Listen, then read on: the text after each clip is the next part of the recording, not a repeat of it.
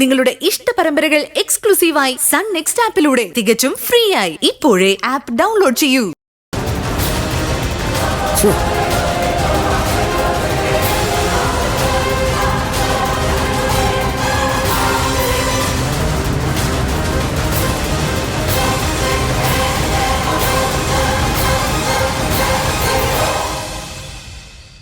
ഏതായാലും നിങ്ങൾ കാണിച്ചത് ഒട്ടും ശരിയായില്ല.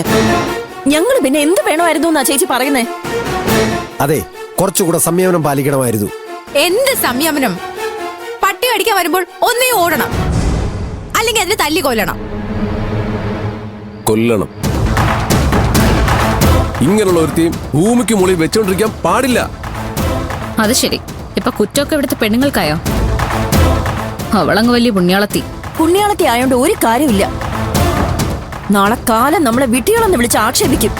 ആക്ഷേപിച്ചോട്ടെ, എന്നല്ല സമാധാനമുണ്ട്.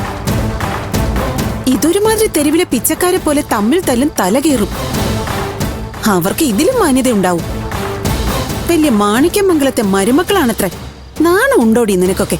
ഇതിലിപ്പോ നാണിക്കേണ്ട എന്ത് കാര്യമുള്ളത്? കുളിച്ചോണ്ടിരുന്നപ്പോ വെള്ളം തീർന്നു. അവിടെ നിന്ന് പനി പിടിപ്പിക്കണമെന്ന് കരുതി ഞാൻ താഴെ വന്ന് കുളിച്ചു.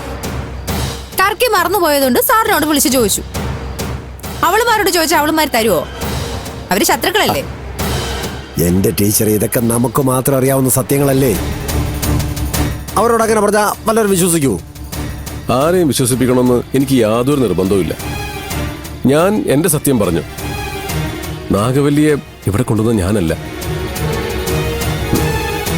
പിന്നെ അപ്പുറത്തെ ഒരു മൂപ്പിന് ഞാനങ്ങ് വെറുതെ പറഞ്ഞു പോയതാ. വിശ്വേട്ടൻ സ്വന്തം ഇഷ്ടത്തിന് ഡാൻസ് പഠിപ്പിക്കാൻ ഇറക്കുമതി ചെയ്ത അവളെ. ഉള്ളത് പറയാമല്ലോ ജനനി, എനിക്ക് നിങ്ങളോട് അങ്ങനെ പറയത്തക്ക യാതൊരു വിരോധവും ഇല്ല. പക്ഷെ ഞങ്ങൾക്കുണ്ടല്ലോ. തീർത്താൽ തീരാത്ത പകയുണ്ട്. അജയഘോഷിനോട് മാത്രമല്ല, ഈ വീട്ടിലെ മുഴുവൻ ആണുങ്ങളോട്.